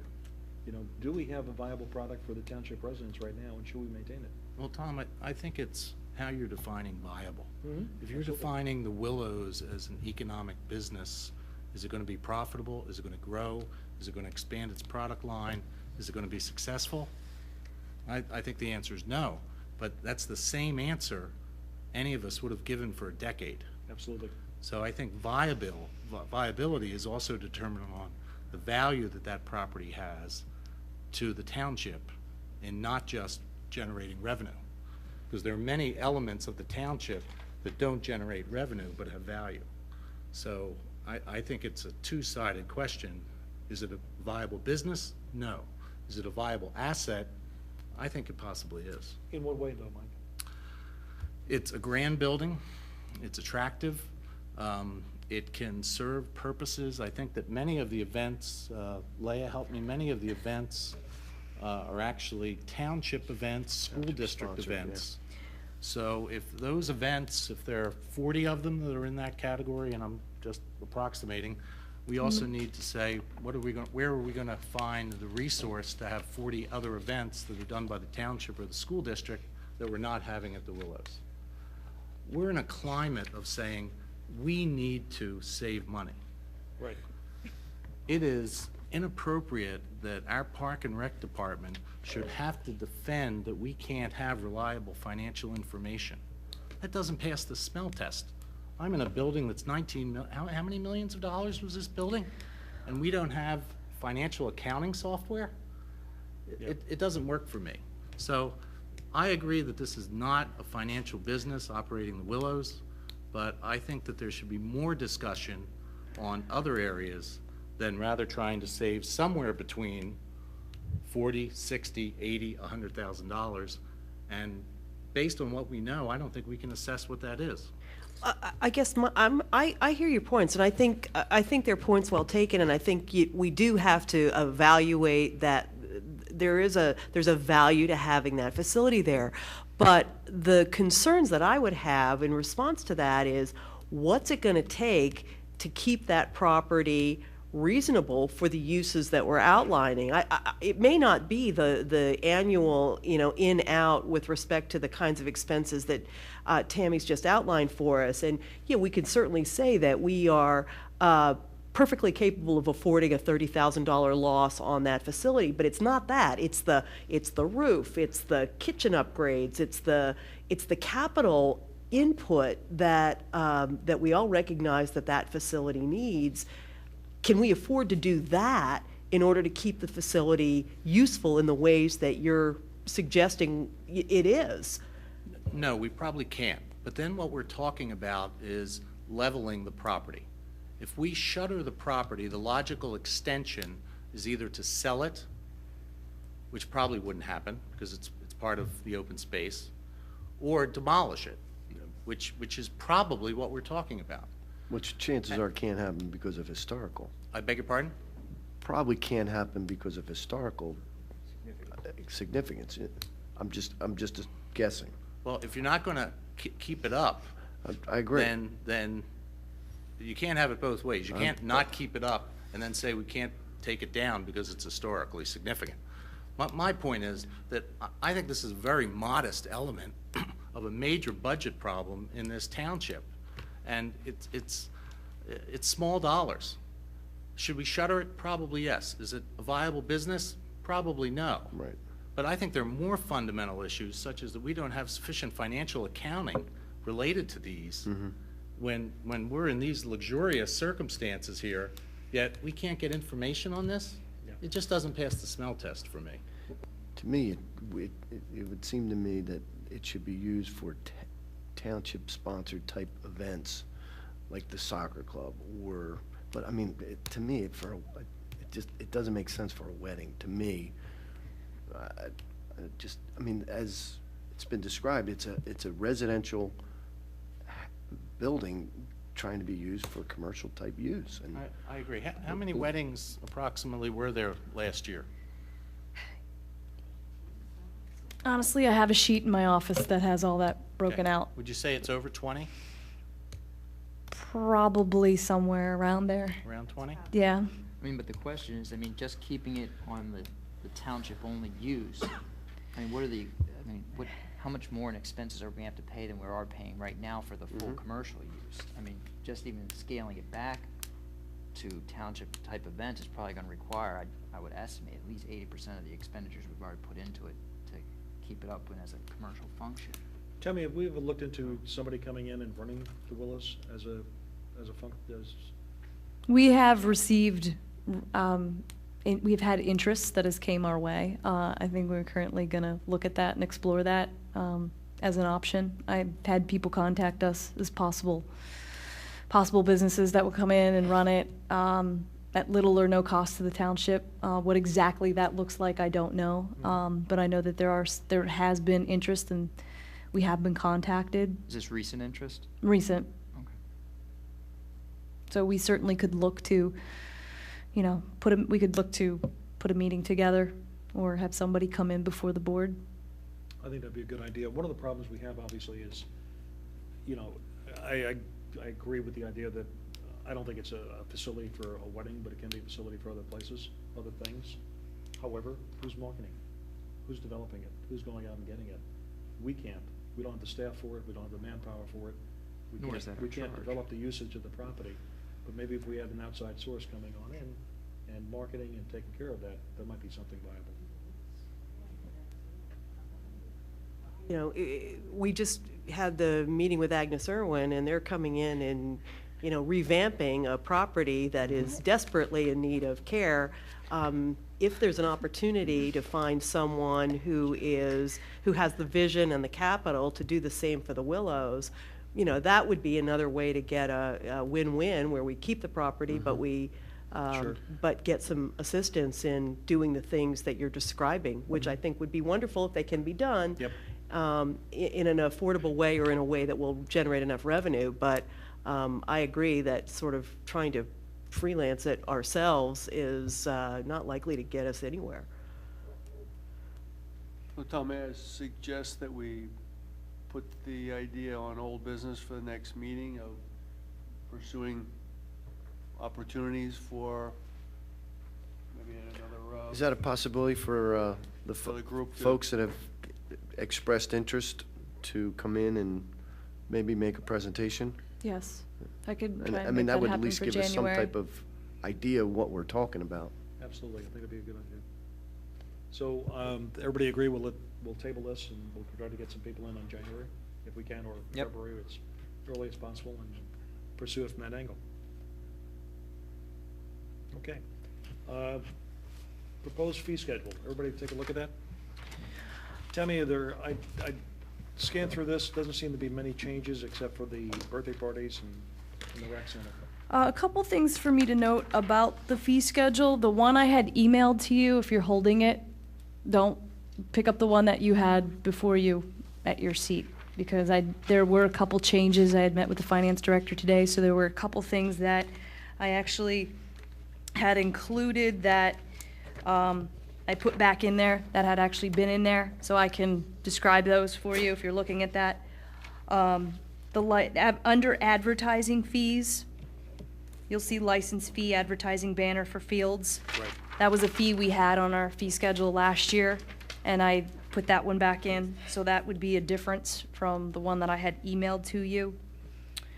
The other thing also. All right, just for clarification on that too, we have $2,000 per field. Now, if I'm not mistaken, we're getting 50% of what the Little League goes out and gets. Last year it was $2,000. It wasn't a flat $2,000 fee, I don't believe. Right. It was Yes, it was. based on 500 per banner. We charge Little League I believe it was a $2,000. licensing fee that they were charging, and it was $2,000 a field to have the license to sell the advertisement There you go. Is that the way it on that. finally came out? I believe that's how it Okay, because early ended up. discussions was a 50% split. Right. No, I think we thought that's what it was.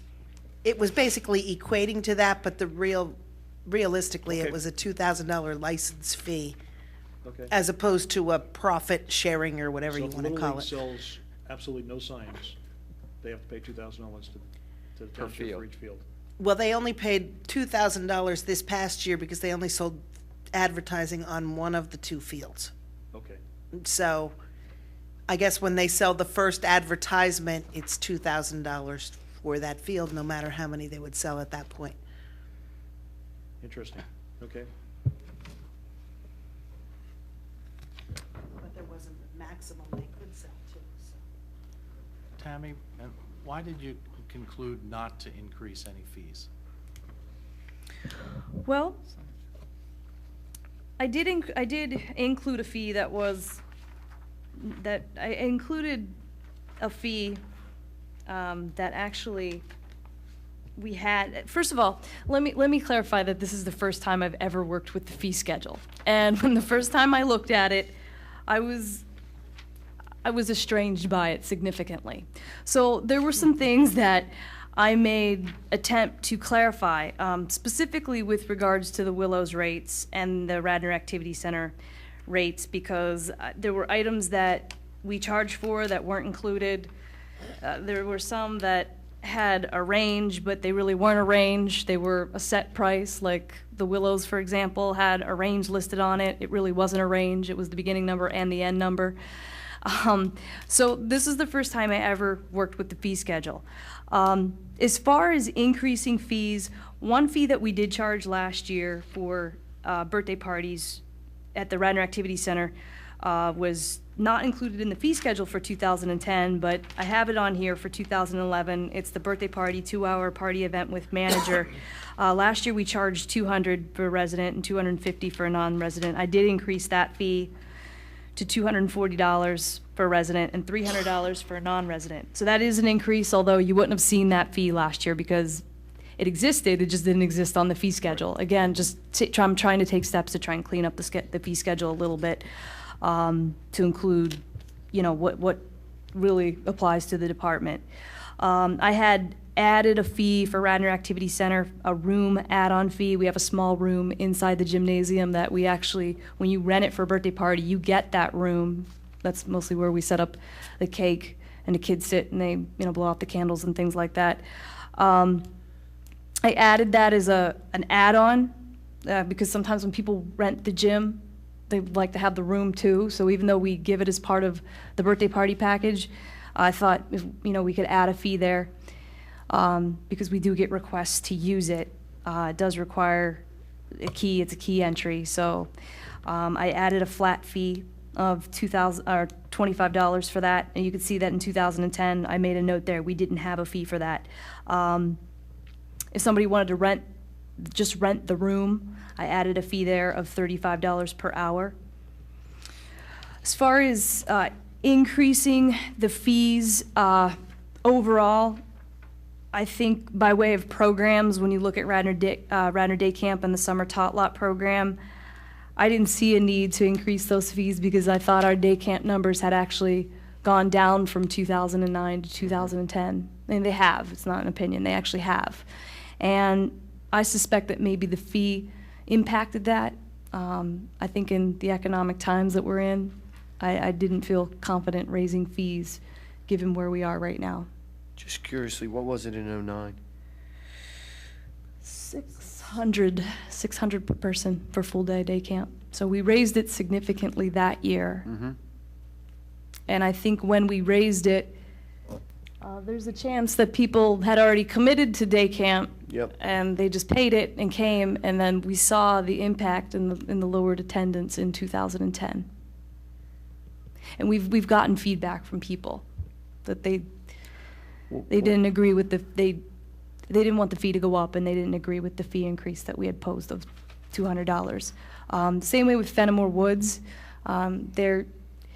There's been criticism when that fee had increased, and since no capital improvements have actually been done there to make it a better facility, we hear that from people. They tell us that they really don't want to pay an increased fee for the facility because they don't feel that we've done our part on our end to upkeep it.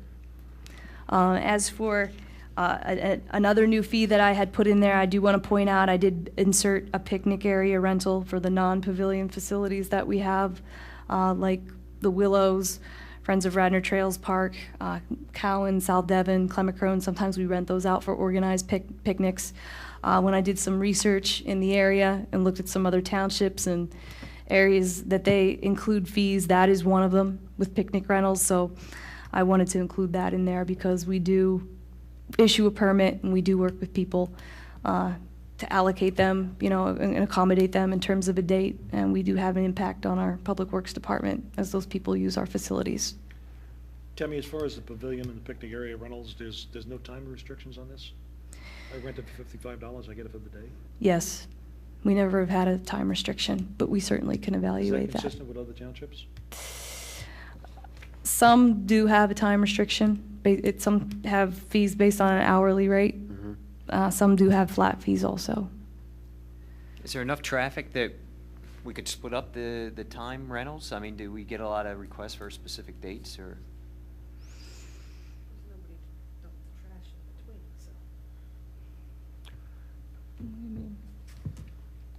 From a maintenance end, I think that, I don't know that our facilities there, I guess we can add another dumpster to the parking lot at Fenimore, but the amount of people that are there using the facility during the summertime specifically, which is what we usually rent it out, if you want a family reunion, you want the facility for the day. Right. So you might come in at noon and be there till 5 or 6, something like that. But it would be really difficult to say you can have it between 8 a.m. and noon, and then, the second group gets it from noon Right, to. my question was more, do we have a lot of people, are we turning people away because we're giving all-day rentals? Well, what we do is when people rent the facility, we keep track of their time frame. Right. So if we have somebody who's just using it for a morning, I don't know, mom's picnic, let's say, from 9 to 12, we note that. So then if we get another request for the same day and they want to have a 1 o'clock picnic, we work to accommodate both of those groups and communicate with them and say, well, please be precise about the time that you're leaving. We have another group coming in, a half an hour later.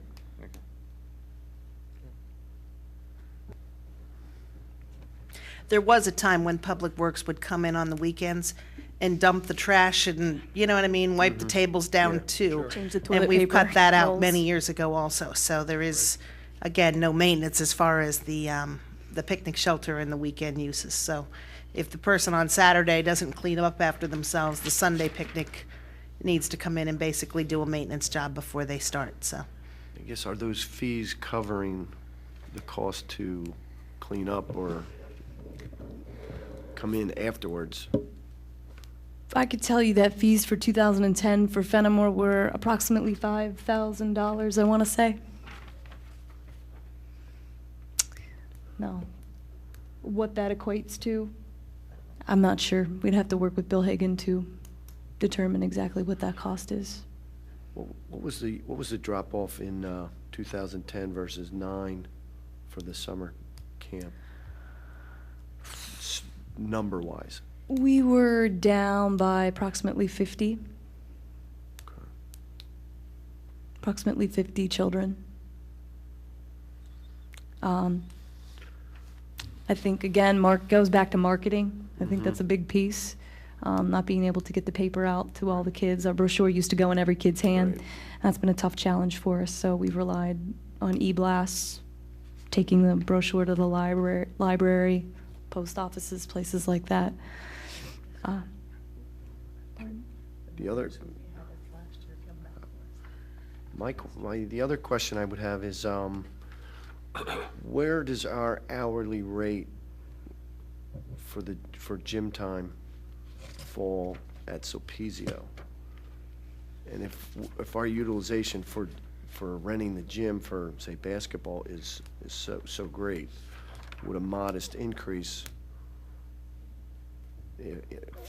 say you took the resident to 50 and the non-resident to 100? Say that again. I apologize. I think that's exactly the right point, Fenton. I think that there are some things in here that are higher demand than Okay. others. Right. And if there are certain things like softball fields that have high utilization, meaning they're always being used during the summertime by teams, that might be an opportunity to raise that 5%. Right, And then the modestly. items that don't have Right. high utilization, leave them where they are. But I don't think it's a good practice not to raise Right. prices, because prices go up.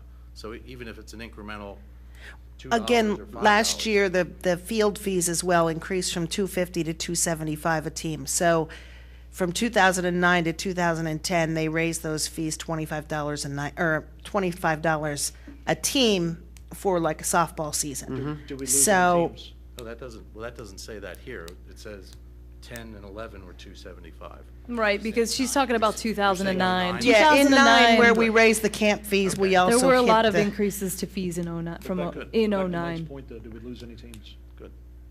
We did. Yeah, we did lose a couple teams, yes, we did. The Radnor Corporate Center League is down significantly, but again, I don't know if their buildings are full either, so.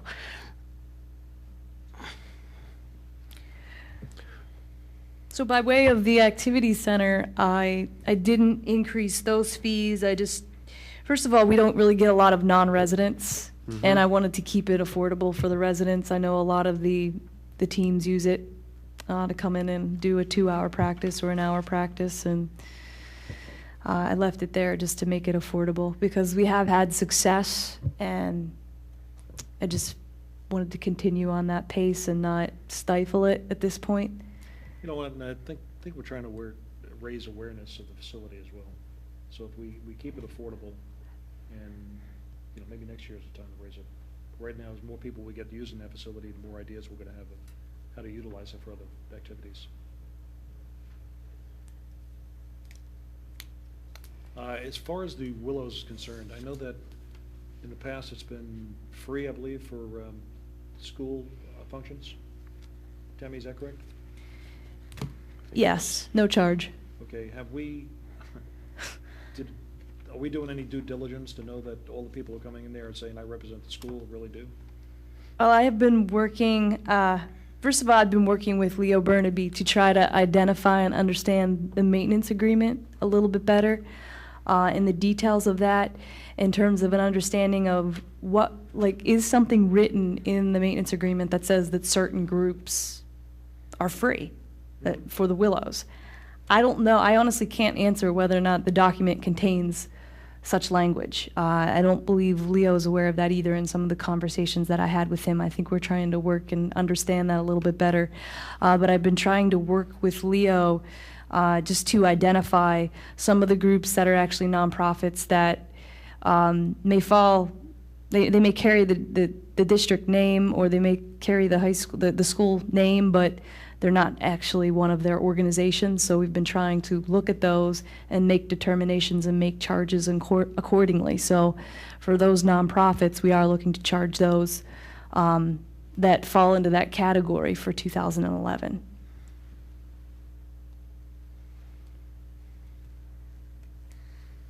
Okay. So they would come under that $300 nonprofit. Any other questions regarding the fee fee. structure?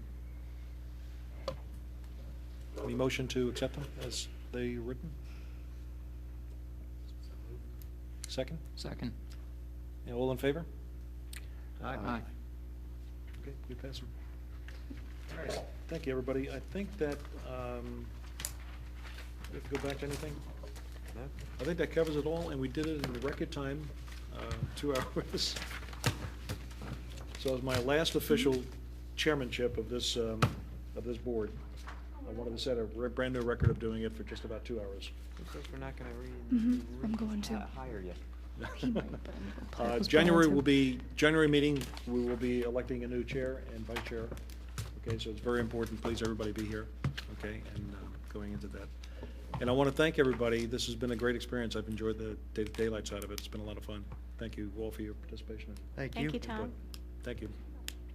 Meeting adjourned. Oh, one other thing, sorry, before you do it, I just want to I've thank never Bob done Higgins. this. He's not here tonight, and this is actually this would have been his last meeting. His term is up. Oh, wow. Bob Higgins. Probably knew we were gonna carry him out. Right. That's right, yeah. So thank you to Bob Higgins. All right, thank you, Bob. Meeting adjourned.